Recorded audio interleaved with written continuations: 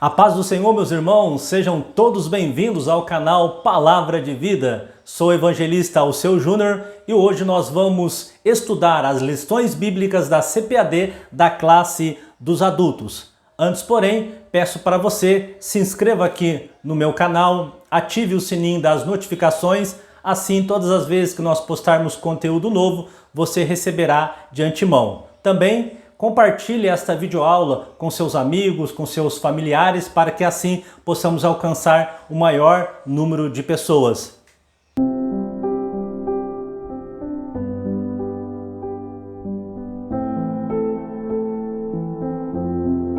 Bem, meus irmãos, hoje nós vamos estudar a lição de número 2 das nossas revistas da Escola Bíblica Dominical na classe dos adultos.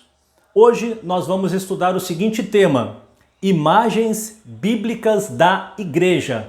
Lembrando que neste trimestre nós estamos estudando sobre o corpo de Cristo, ou seja, um trimestre onde nós estaremos estudando sobre a doutrina da igreja.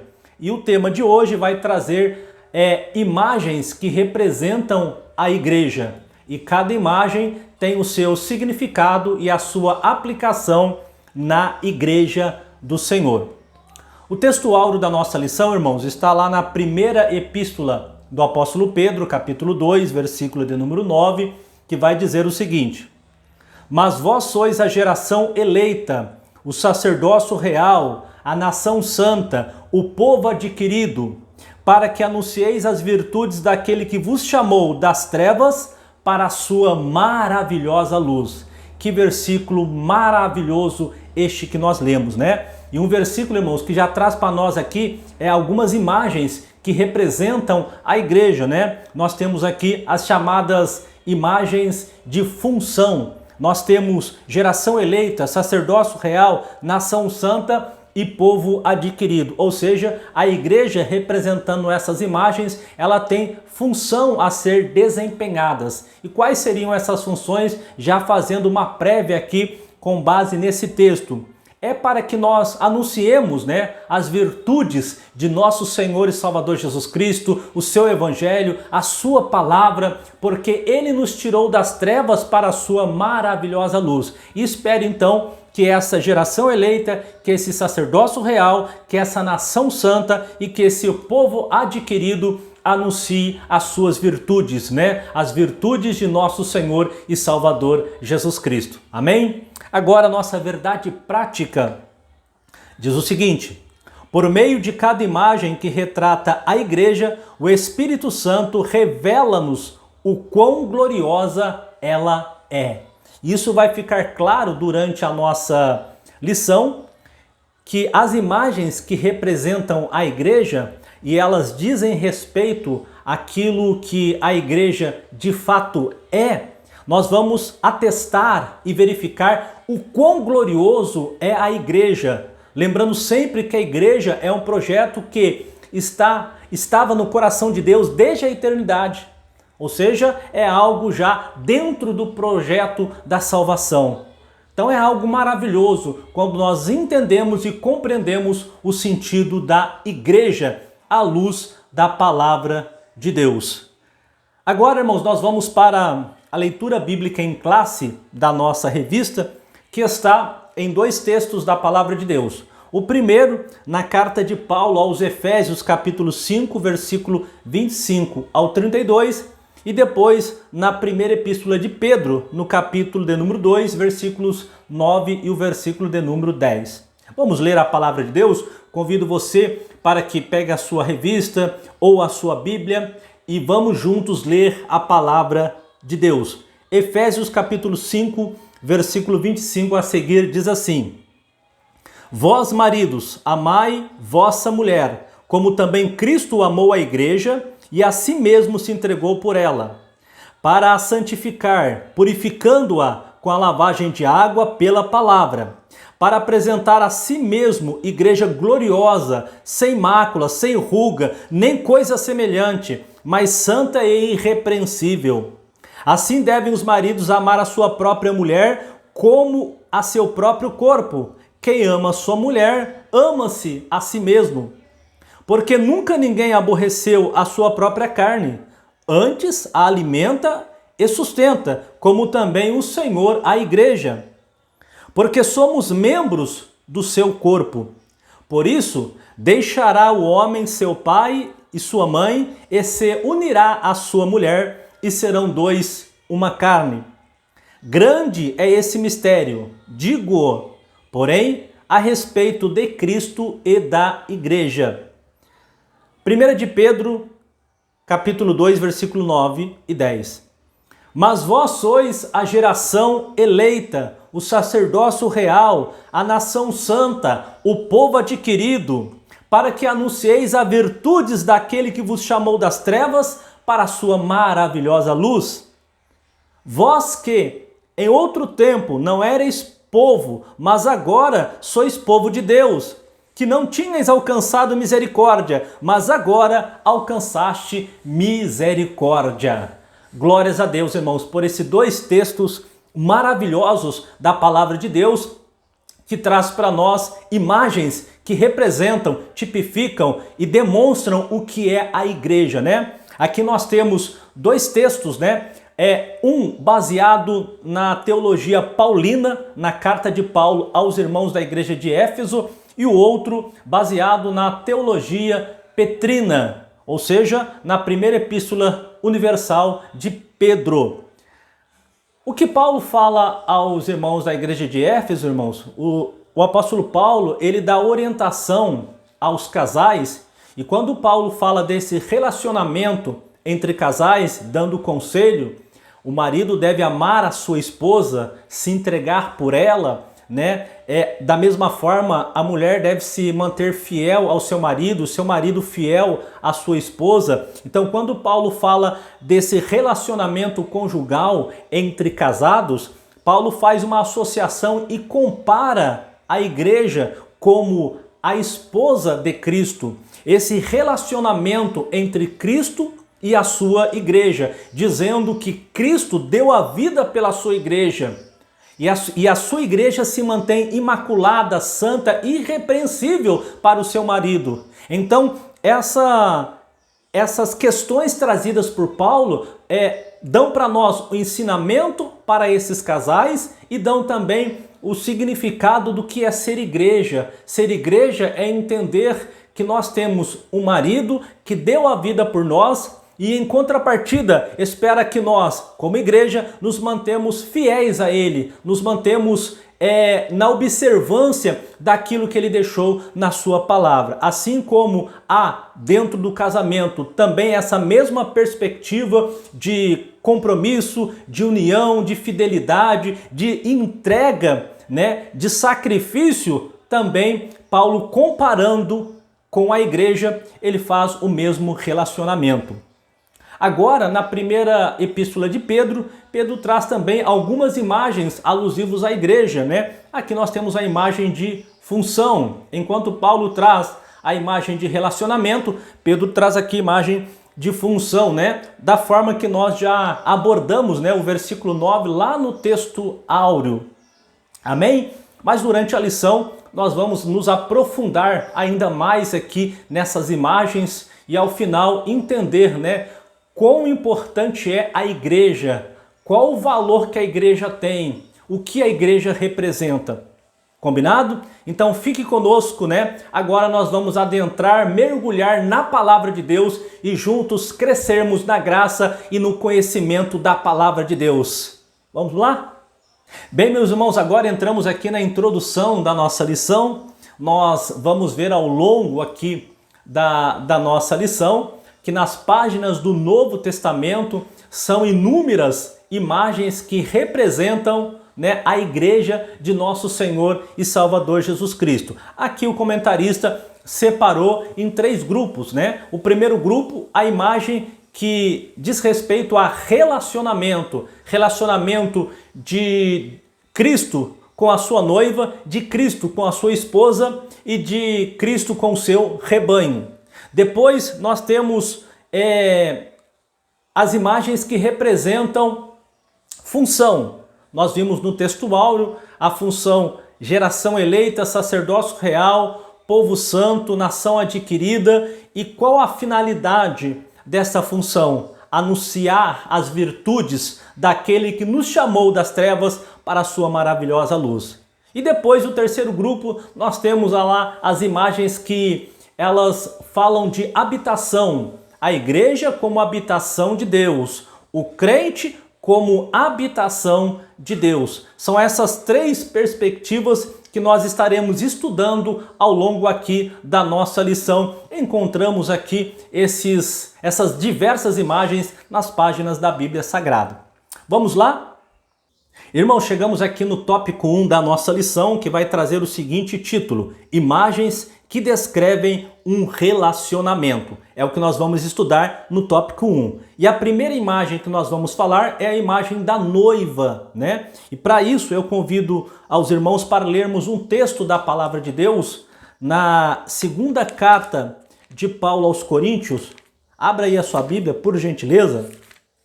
Segunda carta de Paulo aos Coríntios, capítulo 11 e o versículo de número 2, que diz assim: Porque estou zeloso de vós, com o zelo de Deus, porque vos tenho preparado para vos apresentar como uma virgem pura a um marido, a saber, a Cristo. Então nós temos aqui, irmãos, esse texto escrito pelo apóstolo Paulo à igreja de Corinto, falando da forma com que a igreja se apresentará ao seu marido, a Cristo, como uma virgem pura. Então nós temos aqui consignado de que a figura da igreja como uma virgem, ou como uma noiva, ou como uma donzela, ela está se preparando para o encontro ou para o casamento com o seu marido. Então nós temos essa ideia da noiva, da virgem ou da donzela se preparando para o grande momento da sua vida, né? E dessa mesma forma é a igreja. Nós, enquanto igreja do Senhor, nós temos que nos preparar para o grande momento que a igreja espera, para o momento, para o ápice da história da igreja, para a realização deste grande momento, que é a volta de nosso Senhor e Salvador Jesus Cristo, quando formos arrebatados e lá no céu, após o tribunal de Cristo, ao participar das bodas do Cordeiro, Cristo apresentará a sua noiva ao Pai. E a partir daí, nós passaremos na festa de casamento a ser a esposa do Cordeiro. Mas antes, nós estamos nos preparando como uma noiva, como uma donzela, como uma virgem, aguardando este grande momento, esse ápice, né, que vai acontecer, esse grande momento da igreja, que vai ser o encontro com o seu noivo, o encontro com Cristo. E quando nós falamos, irmãos, desta espera da igreja estar aguardando a volta de Jesus, fazendo aqui uma analogia à noiva que aguarda o grande momento da sua vida, que é o casamento, nós temos aqui a ideia e a responsabilidade desta noiva em se manter casta, em se manter pura, em se manter fiel ao seu noivo. Então isso aqui nós aplicamos à igreja. A igreja que aguarda a volta de Jesus, ela tem que se manter casta, pura e fiel ao seu noivo. E a pergunta que faço é: você que faz parte da igreja, você que é membro da igreja do Senhor, tem se mantido fiel ao seu Deus? Tem se mantido casto ao seu Deus? Tem se mantido puro? Tem se privado das contaminações do mundo, das coisas que tentam tirar a sua santidade? Isso, irmãos, é para nós uma reflexão. Nós somos a noiva de Cristo. E como noiva, nós temos que nos preparar, né? Tirar tudo aquilo que não agrada a Deus, para que no grande dia do arrebatamento da igreja possamos nos apresentar, como disse Paulo aqui, como uma virgem pura ao seu marido, a saber, Cristo. Então, essa é a nossa responsabilidade enquanto igreja, nos mantermos casto, puro e fiel ao nosso Deus. Essa é a primeira figura, né, que nós estudamos aqui, representando a igreja, que é a figura da noiva. Agora passamos à segunda figura, que é a figura da esposa, já um momento posterior ao momento da noiva. Aqui, a esposa é aquela que já contraiu a núpcias com o seu marido, né? Ou seja, agora ambos são uma só carne. E essa figura de esposa, e eu quero começar por aqui, é dizer justamente isso. Esse relacionamento entre o marido e a esposa. Ambos agora são uma só carne. Então esse princípio também nós empregamos ele à igreja. Ou seja, como está o seu relacionamento com Deus? Como está o seu relacionamento com o seu marido? Nós fazemos parte do corpo de Cristo, que é a base desse trimestre da nossa lição. A igreja é o corpo e Cristo é a cabeça. Então a igreja é uma só, do qual Cristo é a cabeça dessa igreja. E eu pergunto, sendo um só corpo, qual é o relacionamento que você tem tido com Cristo? Pense bem, dentro de um casamento, dentro do relacionamento de um casal, se um fica virado para um lado, outro virado para o outro e não há conversa, olha quão terrível é isso. E muitas das vezes, muitas pessoas passam muito tempo sem se relacionar com seu Deus, mesmo frequentando a igreja. Não se relaciona através da palavra, não se relaciona através da oração, da consagração, do jejum. Então deixo aqui esse alerta para você. A esposa e o esposo denotam relacionamento, uma só carne, comunhão, né? Assim Deus espera de mim e de você. Então, adentrando, irmãos, a esse tópico, a esse subtópico 2 do tópico 1, nós vamos falar aqui do relacionamento de Cristo com a igreja. E esse relacionamento de Cristo com a igreja, dentro da figura do casamento, né, da esposa, nós temos aqui que entender que esse relacionamento deve ser fundamentado, alicerçado no amor.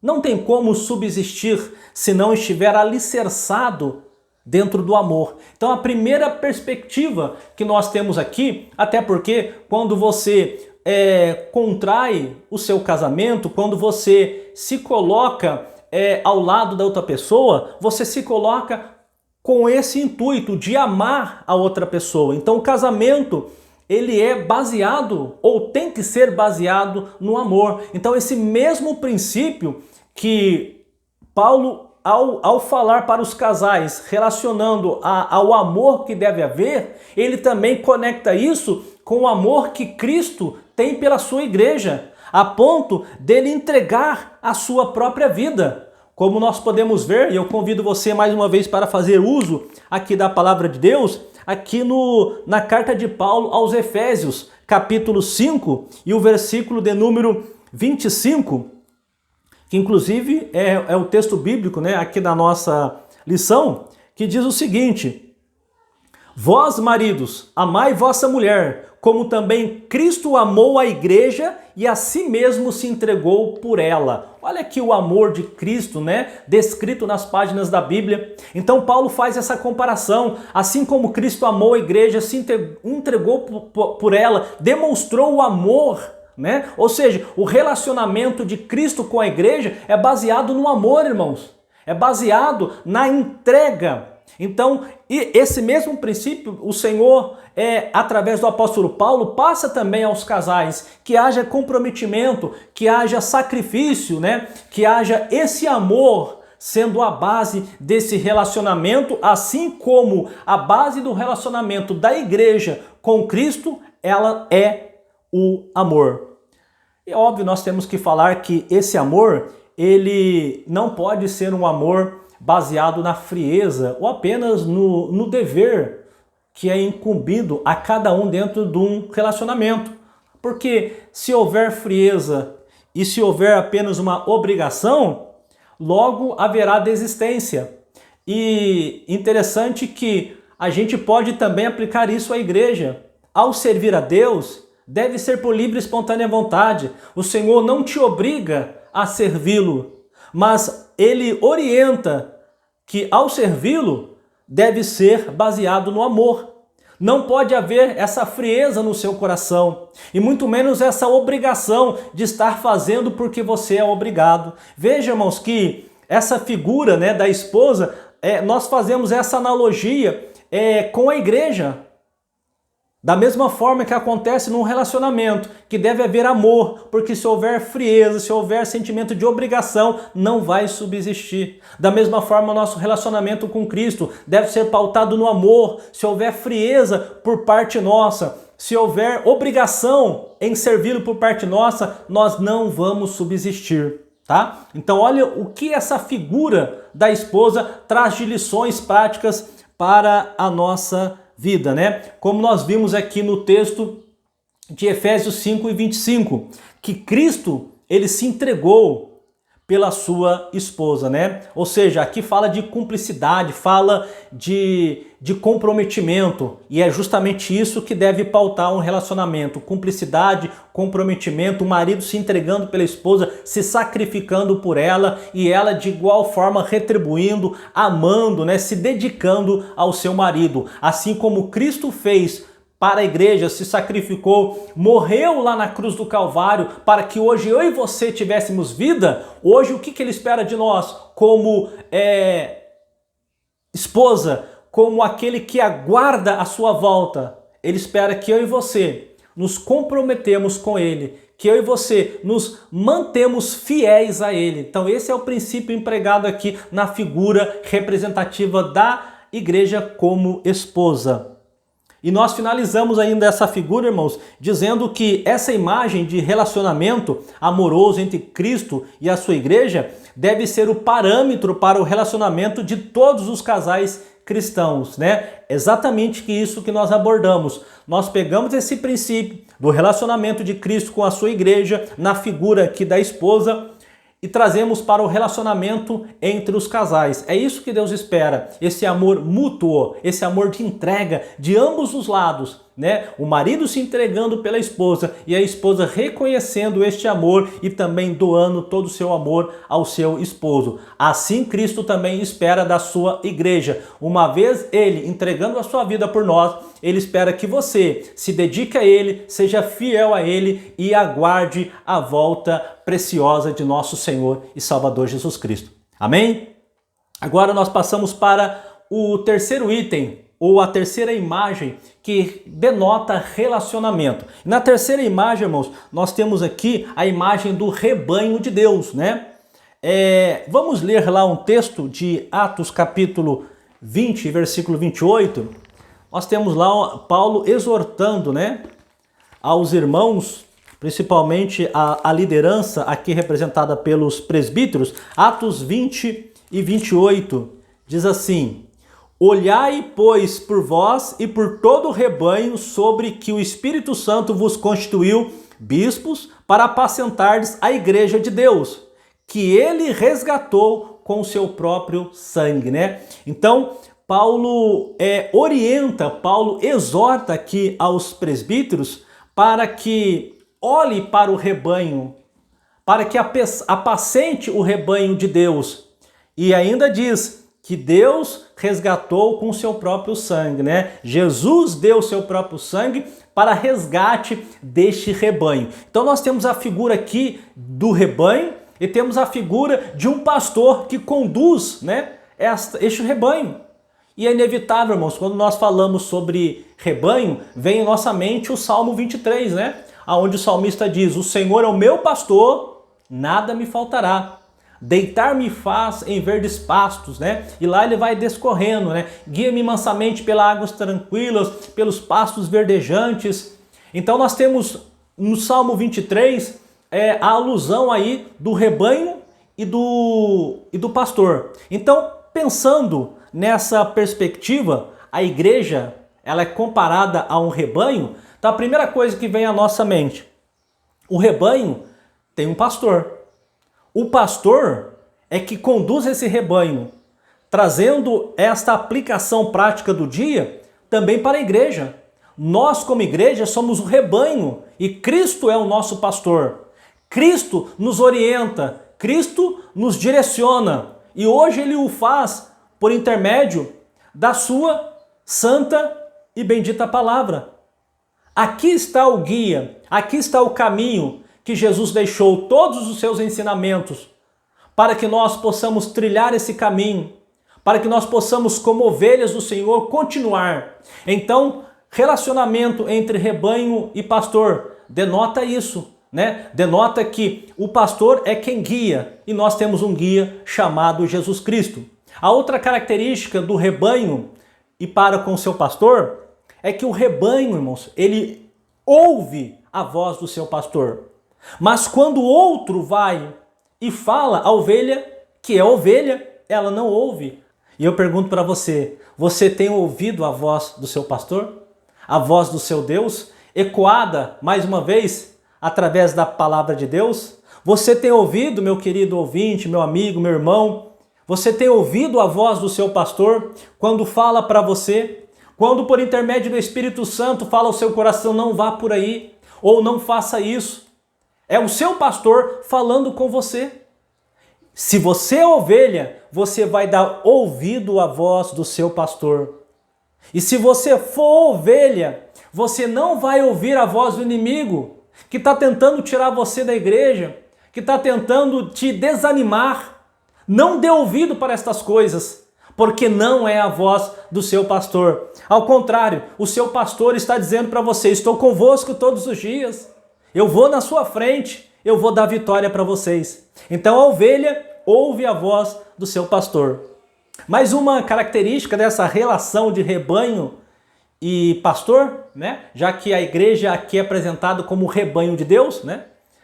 Nós precisamos entender, irmãos, que a ovelha, ela é um animal frágil, ela é um animal dócil, né? Ela é um animal que precisa ser guiado, que precisa ser orientado, que precisa ser conduzido. Aqui fala do amor que o pastor deve ter pela sua ovelha. E quando nós falamos em amor, irmãos, nós estamos falando que o amor ele é representado nos momentos que a ovelha está passando por necessidade, que precisa de um auxílio, que precisa, se necessário for, ser carregada no colo. Mas também o amor é expressado quando a ovelha sai do caminho e o pastor precisa utilizar o cajado para trazê-la novamente. Isso também é demonstração de amor do pastor com a sua ovelha. Então aqui a ovelha precisa ser conduzida e muitas ovelhas têm saído do caminho. Muitas ovelhas têm saído, do caminho que a palavra de Deus direciona para nós. Tem saído aqui do que a Bíblia nos orienta como sendo a verdade. Quantas pessoas têm se desviado? E pasmem, até mesmo dentro da própria igreja. Mas aí o pastor, com amor no coração, com sabedoria de Deus, usa o seu cajado para trazer novamente esta ovelha para o caminho, né? E uma outra característica aqui que nós temos nessa relação de ovelha e pastor é que a ovelha ela se alimenta de pastos verdejantes e águas cristalinas. O que isso tipifica para nós? Alimento do céu, alimento genuíno. E aonde nós encontramos esse alimento genuíno, meus irmãos? Mais uma vez, na palavra do Senhor nosso Deus. E eu pergunto para você, meu querido pastor, você tem ensinado a sua igreja, você tem alimentado a sua igreja com palavra extraída do coração da Bíblia? Você, ovelha, você tem se alimentado do alimento extraído aqui da palavra de Deus? Ou você tem sido levado a qualquer tipo de alimento? Alimento que não faz bem para a sua vida, para a sua alma. Então, uma das características da ovelha é se alimentar de pastos verdejantes e de águas cristalinas. E aqui nós temos, irmãos, baseado na Bíblia Sagrada, o melhor alimento para saciar a sua fome e águas cristalinas para saciar a sua sede. Amém? Então nós temos aqui essa representação da igreja do Senhor enquanto rebanho. Amém? Chegamos agora, irmãos, ao tópico 2 da nossa lição, que nós vamos falar aqui sobre imagens que descrevem função. Nós já adiantamos lá no textual algumas imagens que nós vamos trabalhar aqui dentro do nosso segundo tópico, né? E a primeira imagem que denota função que nós vamos trabalhar aqui nesse item 1 do tópico 2 é o seguinte: nós vamos falar sobre a geração eleita, sacerdócio real, nação santa e povo adquirido, né? Então essas são algumas imagens que denotam função. E vamos entender o propósito dessas funções hoje no seio da igreja. Amém? Antes, porém, eu quero refletir com os irmãos o pacto do Sinai. Os irmãos lembram que quando o Senhor fez um pacto com o povo, conhecido como o pacto lá do Sinai, o Senhor disse que abençoaria o povo se o povo fosse fiel a ele. E o Senhor disse lá que queria que Israel fosse nação sacerdotal, que Israel fosse povo santo. Interessante que essas duas expressões, ditas a Israel como desejo de Deus, que Israel fosse nação sacerdotal e fosse também povo santo, nós temos essa mesma representação bem próxima, aqui descrita a igreja, aqui no Novo Testamento.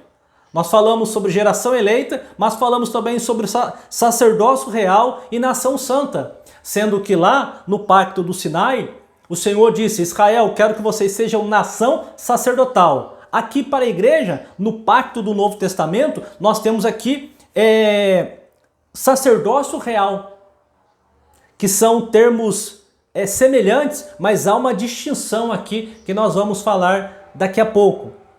E tem também a nação santa. E lá o Senhor diz para Israel que vocês sejam um povo santo. E aqui é a mesma coisa, nação e povo, né? Fazendo apenas um adendo que quando o Senhor chama Israel de povo santo, ele está falando apenas da etnia, né, de Israel.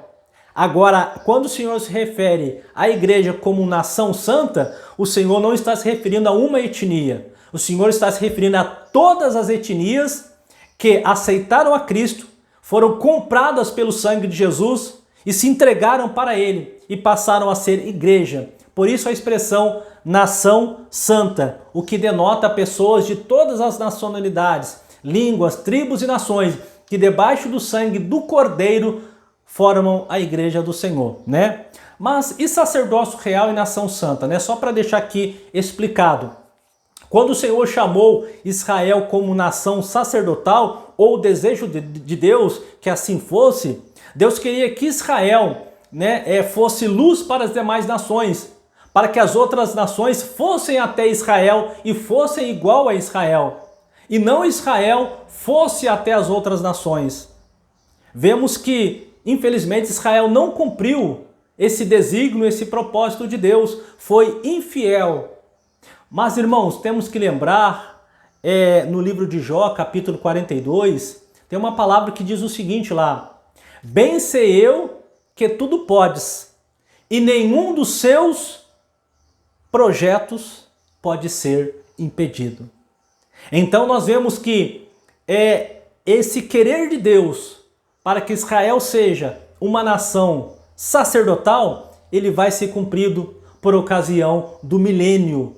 Isso nós vemos lá na profecia de Zacarias, né? Lá diz exatamente o cumprimento desse propósito de Deus, aonde todas as nações do milênio anualmente subirão para adorar a Cristo em Jerusalém, e vai ser responsabilidade de Israel ministrar para as nações, cumprindo assim o quesito de nação sacerdotal. Mas o sacerdócio real é diferente. O sacerdócio real enquanto nação sacerdotal, Israel vai até as nações. Sacerdócio real, nós, enquanto igreja, nós, enquanto sacerdote, cada um de nós, cada cristão é um sacerdote, nós vamos até as nações. Então a diferença de nação sacerdotal é essa: os povos irão até Israel e serão ministrados. Sacerdócio real, a igreja, cada cristão como sacerdote de Deus, vai até as nações e levam o Senhor Jesus Cristo, a boa palavra, o bom evangelho. Tá bom? Então essa é a distinção e nós cumprimos aqui o que está escrito na nossa lição para falarmos do antigo pacto e desse novo pacto. A primeira figura aqui dentro do item 1 é geração eleita, né? Nós sabemos, irmãos, e eu já dei uma introdução nisso, quando nós falamos de geração eleita, nós estamos falando de todos aqueles que foram comprados e lavados pelo sangue de Jesus Cristo, ou seja, estão debaixo do sangue de Cristo, independentemente da sua nacionalidade. É uma geração que foi comprada pelo sangue de Jesus. E esta geração, ela é representada pela igreja. Então essa figura que representa geração eleita, ela é na Bíblia, tipificada pela igreja. A igreja é essa geração eleita, ok? Então temos que entender que essa geração é todos aqueles que foram comprados pelo sangue de Jesus, independentemente da sua nacionalidade, da sua origem. Aqui nós temos todas as línguas, tribos, povos e nações, representando essa geração eleita. Bom, geração eleita, nós temos a ideia então de um grupo de pessoas, independentemente da sua nacionalidade, compradas pelo sangue de Jesus, né? A ideia de eleita dá a ideia de separação, ou seja, Cristo comprou para si a igreja, ou seja, o seu próprio sangue vertido na cruz do Calvário. Nós sabemos que a salvação é para todos, mas nem todos serão salvos. Só serão salvos aqueles que confessarem Jesus Cristo como Salvador, aceitarem o sacrifício. O sacrifício foi por todos, mas infelizmente nem todos ouvirão. Por isso nós temos essa geração que foi eleita, porque na presciência de Deus, Deus sabe aqueles que na eternidade serão salvos, né? Então, na sua presciência, Deus já sabe quem é essa geração eleita, que foi comprada com o precioso sangue de Cristo, né? Antigamente havia divisão, havia a separação entre judeus e gentios, mas com a vinda de Cristo, com a morte, com o sacrifício de Cristo, este muro da separação caiu. Hoje, tanto judeus quanto gentios, aceitando a Cristo como Salvador, fazem parte da mesma nação ou da mesma geração, a geração eleita. Amém? A segunda imagem aqui representativa da igreja é o sacerdócio real, que nós já demos aqui uma introdução quando nós falamos do Antigo e do Novo Pacto, né? Mas aqui é bom destacar, irmãos, que essa imagem, né, de sacerdócio real, esse termo, ele é emprestado lá do Antigo Testamento. Então ele remonta ao período do sacerdócio levítico, né? Ou seja, um sacerdócio que era exercido pela tribo de Levi. A tribo de Levi tinha a responsabilidade de exercer o sacerdócio, né? Então nós temos, por exemplo, lá Arão e toda a sua descendência por ser da tribo de Levi, né? Mas existe uma diferença fundamental entre o sacerdócio exercido debaixo da antiga aliança e o sacerdócio exercido na nova aliança. Como eu disse, o sacerdócio da antiga aliança, ele era apenas responsabilidade ou dever da tribo de Levi, que foi separada quando o povo de Israel ele tomou posse da terra prometida. Todas as tribos receberam um pedaço de terra, menos a tribo de Levi. Por quê? Porque o Senhor queria que essa tribo fosse dedicada ao sacerdócio. Então a tribo de Levi era separada, exclusiva para o serviço do templo, para o sacerdócio na casa do Senhor. E por que é diferente, né, esse tipo de sacerdócio do Antigo Testamento, levítico, para o sacerdócio da nova aliança? A diferença, irmãos, é que enquanto lá apenas os da tribo de Levi podiam ser sacerdote, hoje todo cristão é um sacerdote. Todo cristão tem esse direito. A Bíblia vai dizer que quando o Senhor morreu, foi crucificado, o véu que separava rasgou de alto a baixo. E essa separação que houve deu para nós a possibilidade de nós adentrarmos agora ao santuário de Deus. Porque naquela época apenas o sacerdote poderia fazê-lo. Era restrito a entrada lá no Santo dos Santos. Quem oferecia sacrifício para perdão dos pecados era o sacerdote. Então, o véu que fazia a separação, ele foi rasgado. Hoje nós temos o direito de entrar no santuário de Deus pela fé, através das nossas orações, chegar ao Santo dos Santos. Aquilo que era inimaginável antigamente, hoje é possível, porque Cristo morreu por nós. Hoje nós temos esse direito. Então essa é a diferença. Enquanto no antigo pacto apenas a tribo de Levi exercia o sacerdócio, hoje todo cristão exerce o sacerdócio, né? Então nós podemos dizer, irmãos, que hoje todo cristão ele pode queimar o seu incenso, né? Ou seja, através do ministério da oração, já que a Bíblia vai dizer que a nossa oração chega diante de Deus como um cheiro suave, ela é comparada a um incenso.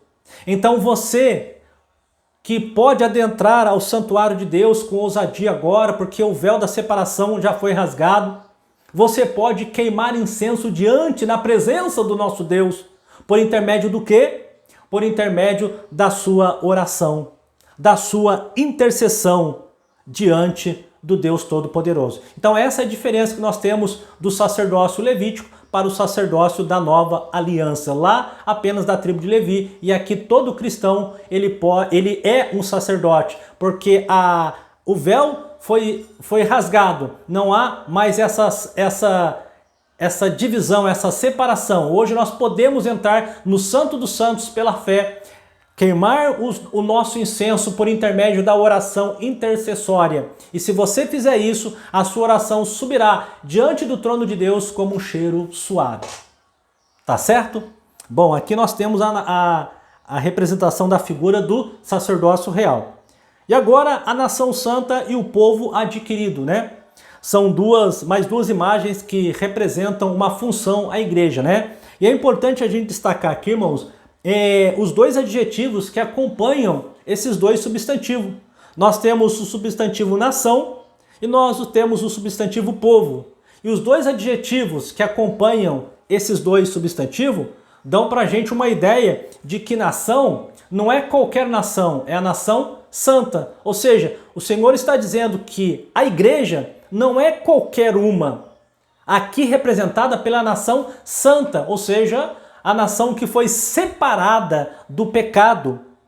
E quando fala de um povo adquirido, o adjetivo adquirido é o que qualifica esse povo. Então não é qualquer povo, é um povo que foi adquirido. Aqui denota o quê? Que este povo é propriedade de alguém. Ou seja, nós somos propriedades peculiar de Deus, de nosso Senhor e Salvador Jesus Cristo. Ou seja, você tem dono, você não está perdido na história. Deus está com você, Deus está na tua frente e Deus está no seu lado, né? Agora, quando fala de nação santa e de povo adquirido, nós temos que entender, irmãos, que o dever que é carregado em cima dessa nação santa. Qual é a função que é desempenhada pela nação santa? Ou seja, se afastar do pecado. Já que é uma nação santa, nós devemos nos afastar de tudo aquilo que não provém de Deus. Tudo aquilo que tenta manchar a nossa integridade, a nossa fidelidade para com Deus. Então, enquanto nação santa, temos que ter essa perspectiva. Temos que ter isso em mente. Todas as vezes que o inimigo apresentar diante de nós um manjar, né, por mais atrativo que seja, nós devemos pensar, eu não vou fazer isso porque sou uma nação santa, sou separado do pecado, não me contamino com as coisas do mundo. Oh glória! E também como povo adquirido, né? Ou seja, você tem dono. E a pergunta é, será que o seu dono se agradaria destas coisas? Então, irmãos, enquanto nação santa e povo adquirido, nós precisamos ter essa perspectiva, né? Essa ideia, essa responsabilidade que a nação santa a nação santa impõe para nós e o povo adquirido também impõe para nós, né? Nós temos que saber quem somos, o que somos e para onde vamos, né? Ou seja, quem é esse povo santo? Para onde que ele vai? O que que ele deve fazer? Olha a responsabilidade de ser nação santa. Da mesma forma, o povo adquirido, você não está perdido na história, você tem um dono, você tem alguém que orienta você. Eu preciso saber disso. O mundo, quando fica desesperado, ele vai para outros meios para saciar o seu desespero. Mas o crente não. O crente vai aos pés do Senhor. Por quê? Porque ele é propriedade exclusiva, peculiar do nosso Deus. É um povo que foi adquirido com o precioso sangue de Cristo lá na cruz do Calvário. Olha só a responsabilidade de termos essa consciência, de sabermos quem somos e o que representa ser nação santa e ser povo adquirido. Tá certo? Maravilha?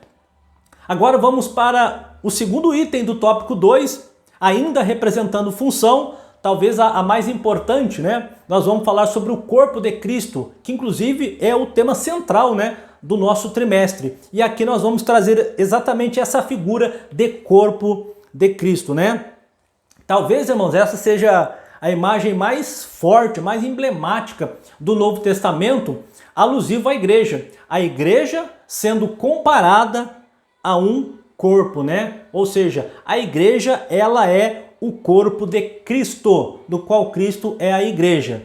Então aqui a gente já pode dizer, irmãos, quando a gente tem a ideia de corpo, nós temos a ideia de algo vivo, né? Então a igreja, mais do que uma organização, a igreja é um organismo vivo, né? Ou seja, denota o quê? Que há vida dentro, deve haver vida dentro da igreja. Ela não é apenas as quatro paredes da igreja, ela não é apenas a parte arquitetônica, ela não é apenas uma organização, ela não tem apenas um CNPJ. A igreja é muito mais além disso daí.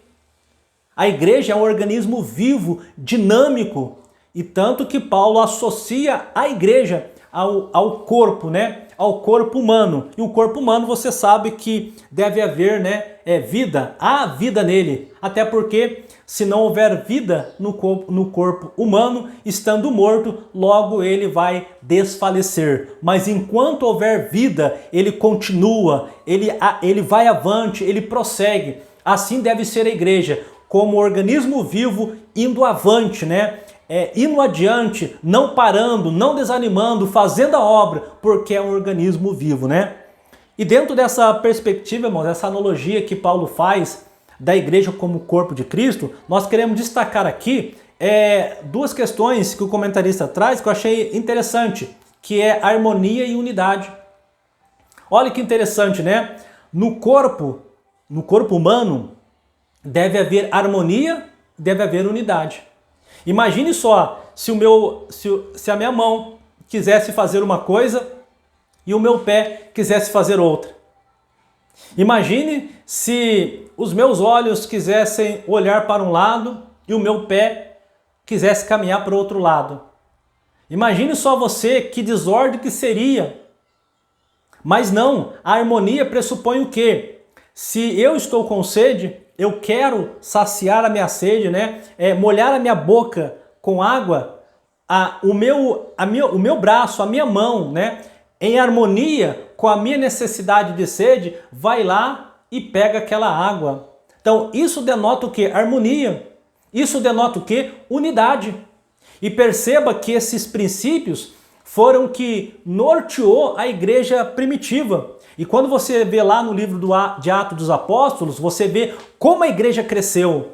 Ela cresceu por quê? Porque havia o quê? Unidade, havia harmonia. E o Senhor ia acrescentando à igreja aqueles que haveriam de ser salvos. Porque havia o quê? Unidade e harmonia na igreja.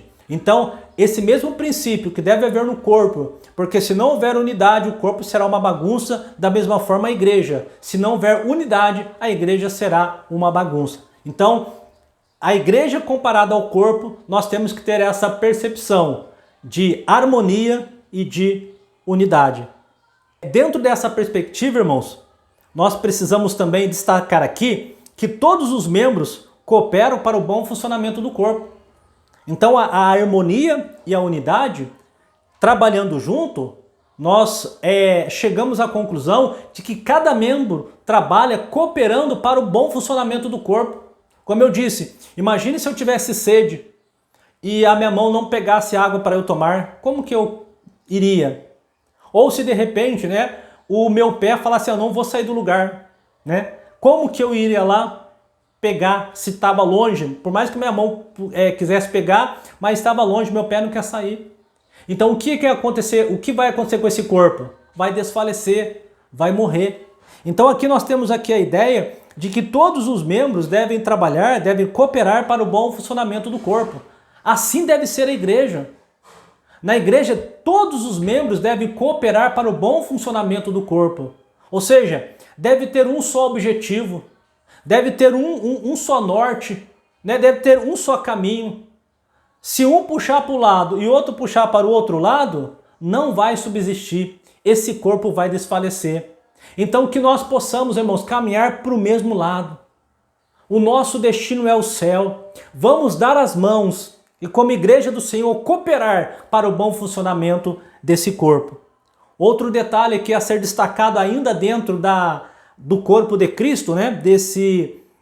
Dessa figura tão importante, é dizer que nenhum membro faz menos parte do corpo que o demais, né? Nós temos alguns membros pequenos aqui no nosso corpo. Nós temos, por exemplo, a nossa orelha, comparado ao nosso braço e a nossa perna, é um membro pequeno, mas ele é tão útil quanto o braço e quanto a perna. Todos os membros, maior ou menor, para o corpo de Cristo, que é a igreja, têm o mesmo valor. E para o corpo humano a mesma coisa. Independente aqui do tamanho da minha orelha, comparado aos meus braços, aos meus pés, às minhas pernas, tem o mesmo valor.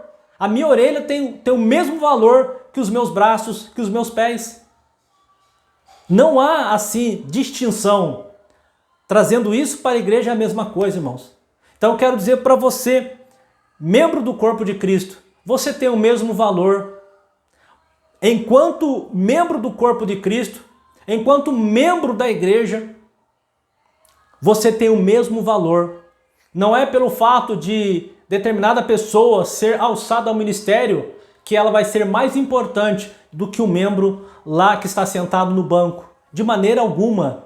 Para o corpo de Cristo, temos o mesmo valor. Todos os membros são importantes. Talvez você diga assim, mas ao seu, eu não desempenho nenhuma função, né, dentro da igreja. Quem disse que não? Né? Nós acabamos de falar da função de sacerdócio real. Você lá no seu banco, onde você está lá, sentadinho, às vezes até sem oportunidade para falar, né? Mas você está lá exercendo uma função primordial da igreja, que é o sacerdócio. Você está lá intercedendo, enquanto o pastor está pregando, você está lá, Senhor, abençoa o pastor. Você está lá queimando o seu incenso, meu irmão. Então entenda que você tem valor para a igreja, para o corpo de Cristo, você tem muito valor. Amém? Bem, meus irmãos, agora chegamos aqui ao tópico 3 da nossa lição. Nós vamos falar sobre imagens que descrevem a habitação. E dentro da primeira imagem que nós vamos destacar aqui, nós vamos falar sobre o santuário de Deus. E a primeira coisa que a gente deve pontuar é que o santuário de Deus, alusivo à igreja, né? Quando nós falamos de igreja, nós não estamos falando da parte arquitetônica, estrutural, né? A igreja é muito mais além do que isso. A igreja, ela é o templo do Espírito Santo de Deus. O Espírito Santo habita na igreja. Interessante, né? Que a Bíblia vai dizer lá na carta de Paulo à igreja de Tessalônica, que quando, aliás, o anticristo não se manifestou ainda, porque há alguém que o detém. Há alguém que impede a manifestação do anticristo, né? E nós sabemos que esse que impede a manifestação do anticristo é a igreja, por intermédio de quem? Do Espírito Santo. Por quê? Porque o Espírito Santo atua na igreja. Nós estamos nos chamados dispensação da graça, ou a dispensação do Espírito Santo. Quando Jesus foi voltar para o Pai, Jesus disse, olha, não vos deixarei órfão, mandarei outro Consolador. E essa palavra outro no original é da mesma natureza. Então, o Espírito Santo é quem habita na igreja. Sendo assim, a igreja é santuário de Deus, ou seja, a igreja é a morada de Deus, que nesta era perfaz por intermédio do Espírito Santo, né? Então, o Espírito Santo, irmãos, é quem conduz a igreja.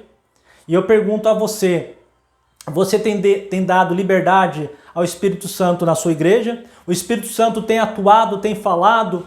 O Espírito Santo tem agido? Jesus tem batizado no Espírito Santo aí na sua igreja? O Espírito Santo tem ministrado os dons? Como é que está a parte espiritual da sua igreja? Como santuário de Deus, a igreja como santuário de Deus precisa entender que o Espírito Santo deve habitar nela. Ela deve ser a habitação do Espírito Santo, tá bom? Devemos também aqui, irmãos, colocar que de forma individual nós falamos da igreja de forma coletiva, né? E é importante também ressaltar, irmãos, e aqui refutar uma questão de que há quem diga que todos nós somos igreja. E na verdade esse é um conceito equivocado.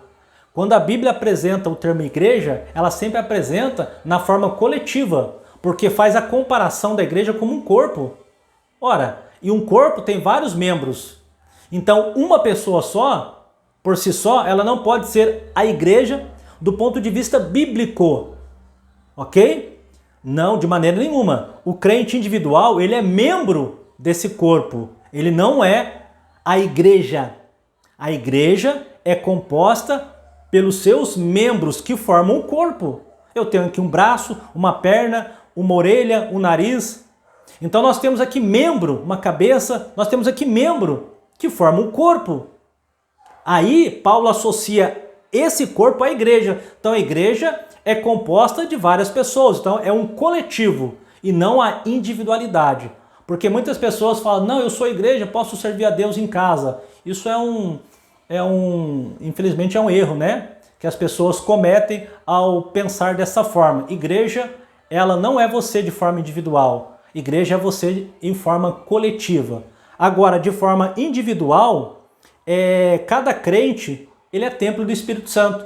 Então a Bíblia diz que você, de forma individual, somos templo do Espírito Santo. E nós não somos, de forma individual, igreja. De forma coletiva, nós somos igreja. Agora, de forma individual, nós somos templo. Isso sim, templo do Espírito Santo, tá? Então, como santuário de Deus, nós podemos destacar aqui a parte coletiva. A igreja, ela é o santuário de Deus. O Espírito Santo deve agir na igreja. E de forma individual, cada crente também é santuário de Deus. Ou seja, morada do Espírito Santo. O Espírito Santo deve agir no coração e na vida de cada pessoa. Ok? Nesse aspecto, Paulo alerta, né, para o perigo que há em se profanar o santuário de Deus, né? Então aqui está a responsabilidade de ser santuário de Deus, que é essa figura que nós estamos tratando aqui no tópico 3. Falamos que santuário há essa perspectiva de forma coletiva, ou seja, a igreja é o santuário de Deus e o Espírito Santo habita nela. Da mesma forma, de forma individual, cada cristão é o santuário de Deus, porque o Espírito Santo habita em nós. E a preocupação é, não profane o templo do Senhor. Nem o templo de forma coletiva, introduzindo heresias ou crendices ou inovações, né, dentro da igreja, para não profanar a igreja, o templo de Deus, né, o santuário de Deus, melhor dizendo, e também de forma individual. Nós, como templo do Espírito Santo de Deus, como santuário de Deus, não podemos profanar o nosso templo. E eu pergunto, como que está a tua vida? Como que está o templo? O Espírito Santo tem habitado na sua vida enquanto templo individual? O Espírito Santo tem habitado na sua igreja enquanto templo coletivo? Enquanto santuário na perspectiva coletiva? O Espírito Santo tem atuado? Fica, irmãos, essa orientação de Paulo para nós. Cuidado com o santuário, para não profanar o santuário de Deus. Nem o santuário de forma coletiva, que é a igreja do Senhor, e nem o santuário de forma individual, que é cada um de nós. Tá certo? Passamos aqui para a segunda imagem do tópico 3, que é a imagem da casa de Deus, tá? A imagem da casa de Deus. Esse conceito, irmãos, de igreja como casa de Deus é derivado lá do Antigo Testamento, né? Em que o povo de Deus é retratado como a casa ou a família de Deus. Então esse conceito trazido aqui para nós, representando a casa de Deus, um conceito aqui do Novo Testamento, ele é um conceito já antigo, lá do Velho Testamento, né? Que traz para nós essa ideia de que a casa ou a família é classificado como casa de Deus, né? E se nós formos parar para pensar, irmãos, isso faz todo sentido. Por quê? Porque hoje nós podemos dizer que a sua casa, a sua família, ela pode ser comparada à casa de Deus. Mas por que isso? Porque a igreja que nós estamos trabalhando aqui, a igreja de Jesus Cristo, ela é composta por famílias. Não há igreja sem família. Então nós podemos dizer que a casa de Deus, e nós até falamos isso, né, que o ensino começa em casa, então a sua família, a sua casa deve ser a casa de Deus, aonde Deus habita, aonde Deus age, aonde Deus está. Então, dentro dessa perspectiva, nós temos aqui a importância da nossa família ser a casa de Deus. E o que isso vai refletir para a igreja? Porque quando a família ela é bem alicerçada, bem embasada, uma família crente, nós teremos uma igreja forte, uma igreja abençoada, uma igreja que vai para frente. Mas quando nós temos famílias desajustadas, aonde não representa de fato a casa de Deus, dentro da família, nós teremos uma igreja fraca, raquítica, uma igreja problemática, né? Então olha para você ver a importância da casa de Deus enquanto família. Nós sabemos que a família é a célula máter da sociedade. Se você quer ter uma sociedade abençoada, que a família seja abençoada. Se você quer ter uma igreja forte, que a família seja forte. Então, irmãos, essa imagem ela é muito importante para nós, né? Uma outra questão dentro ainda da imagem da casa de Deus, né? Nós vimos então que é um termo originário lá do Antigo Testamento, que trazia a ideia de casa de Deus nas famílias existentes do povo hebreu. E esse mesmo princípio a gente também pode adotar. A nossa casa é uma casa de Deus, porque a igreja é composta de famílias, né? Então a minha família é a casa de Deus, o meu lar é a casa de Deus, e a minha família compõe a igreja. Então a igreja é composta de famílias, beleza? A recomendação, irmãos, de Paulo a Timóteo, na sua primeira carta, né? Paulo fala do padrão moral, né? Que deve nortear seu comportamento na sociedade, né? E essa questão aqui do padrão moral que deve nortear essa família, né, na sociedade e consequentemente na igreja, ela é extraída da onde, Alceu? Ela é extraída da Bíblia. A Bíblia vai passar para nós o nosso padrão moral. O nosso padrão moral está aqui, cada vez mais distante do mundo, porque o mundo caminha na contramão da Bíblia. Mas eu te digo, nesta videoaula, não abra mão do seu padrão moral. Não abra mão dos ensinamentos da Bíblia.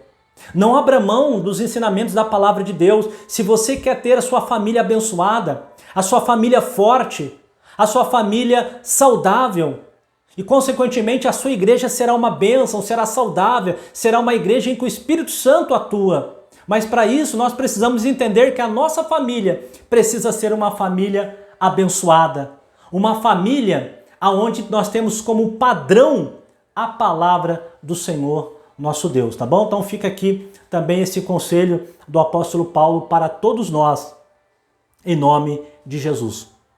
Chegamos agora ao item 3 do tópico 3. Aqui nós vamos falar sobre o privilégio de ser igreja, né? Agora falamos da igreja propriamente dito, né? O privilégio de ser igreja. Já ressaltamos aqui, irmãos, que igreja é o sentido coletivo, até porque Paulo associa ao corpo de Cristo. Igreja não é cada um de nós individualmente. Individualmente nós somos templo do Espírito Santo, mas de forma coletiva nós formamos a igreja. E aqui o comentarista ele traz para nós faz aqui três considerações de tudo aqui que nós estudamos, né? E eu quero pontuar essas três considerações trazidas aqui na nossa aula. A primeira delas, irmãos, é destacar que a Igreja de Cristo é uma instituição formada por salvos que se relacionam com Deus e por isso eles fazem parte do seu rebanho. Então aqui essa primeira recomendação que o comentarista deixa para nós é a recomendação do relacionamento. Nós vimos no tópico 1 que imagens que denotam relacionamento. Então nós precisamos extrair essa verdade bíblica, saber que a igreja ela existe para se relacionar com o seu Criador. Tanto que lá no Éden, a Bíblia diz que na viração do dia, o próprio Deus ia lá falar com Adão. Olha que coisa linda, irmãos, que coisa maravilhosa. Isso é o quê? Relacionamento.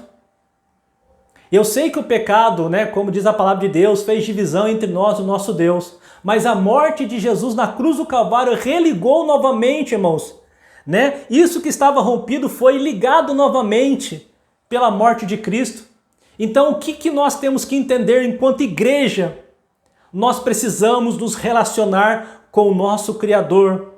Entendermos que somos seu rebanho e precisamos ouvir a voz do nosso pastor, nos relacionarmos com ele, tá bom? Então isso é o que nós vimos aqui no primeiro tópico, né? E a outra consideração é a consideração de número 2, que diz o seguinte: a Igreja de Cristo é uma instituição formada de salvos que exercem função sacerdotal diante de Deus e no mundo, né? Ou seja, nós desempenhamos uma função enquanto igreja. Nós vimos lá na epístola de Pedro, Pedro tratando dessas imagens como geração eleita, sacerdócio real, povo santo, nação adquirida, para anunciais a virtude, ou seja, para anunciar é para falar. Então nós temos que entender essa função da igreja, de falar, de apregoar, de dizer que Jesus salva, cura, batiza no Espírito Santo e breve voltará para buscar a sua igreja. A igreja não pode ficar calada. A igreja tem que abrir a sua boca e entender que ela foi chamada para ser sacerdote. Ou seja, levar às pessoas a palavra, levar às pessoas o evangelho da graça de Deus. Nós vimos isso no segundo tópico. E no terceiro tópico, nós vimos que a igreja é uma instituição em que Deus habita e vive. Vou repetir. A Igreja de Cristo é uma instituição em que Deus habita e vive. E eu pergunto para você, de forma coletiva, Cristo habita na sua igreja? Você tem visto a atuação de Deus? De forma individual, como santuário de Deus, Cristo habita em você? O Espírito Santo habita na tua vida? O Espírito Santo está dentro de você? Reflita isso. Enquanto igreja, precisamos entender que o Espírito Santo é quem dá o ditame, é quem orienta, é quem nos conduz. E o Espírito Santo de Deus deve estar no seio da igreja. E como indivíduo, o Espírito Santo deve ser quem conduz a sua vida. Não entristeçais o Espírito Santo de Deus. É a recomendação e a palavra de Deus para você nesta videoaula. Tá bom? E nós concluímos dizendo, irmãos, depois de tudo isso, a conclusão que nós chegamos é um privilégio fazer parte da Igreja de Cristo. Valorize a sua igreja. Valorize a Igreja de Jesus Cristo. É um privilégio pertencer a este povo que um dia vai morar no céu. Amém? Meus irmãos, chegamos agora aqui à conclusão da nossa lição, né? De mais uma lição para a glória do nome de Deus. E eu quero encerrar lendo aqui a conclusão para todos nós, né? Primeiro, o que a igreja é e a importância que ela tem. Foi exatamente isso que nós aprendemos aqui nesta aula. O que a igreja é e a importância que ela tem. Espero que você tenha compreendido o que de fato é a igreja através dessas imagens. Quais são os nossos relacionamentos, a nossa função e a nossa habitação. E qual a importância que isso tem para a sua vida. Amém? E concluo dizendo que tudo isso que nós vimos, né, que nós descobrimos, que nós estudamos aqui da palavra de Deus, né, de certa forma, ela nos ajude a nos tornarmos crentes melhores, a cooperar para o perfeito funcionamento da nossa igreja local. Ou seja, tudo isso que nós estudamos, seja para nós, né, um alimento, uma ferramenta para que nós, enquanto cristãos, enquanto membros desse corpo, possamos cooperar melhor na nossa igreja, possamos nos dar melhor para o bom funcionamento desse corpo, para o bom funcionamento da igreja local. Faça isso, querido, em nome de Jesus. Bem, meus irmãos, chegamos aqui ao final da nossa aula. Foi um prazer tê-los aqui conosco até esse prezado momento. Quero te pedir mais uma vez, se você não é inscrito no nosso canal, se inscreva em nome de Jesus, ative aqui o sininho das notificações, assim todas as vezes que nós postarmos conteúdo novo, você será avisado, né? Compartilhe esta videoaula com outras pessoas e se esse conteúdo foi bênção para a sua vida, não esqueça de deixar um like aí, tá bom? Isso ajuda a que este vídeo chegue ao alcance de mais pessoas. Amém, meus irmãos? Vou ficando por aqui, agradeço a sua presença e até a próxima, se Deus quiser.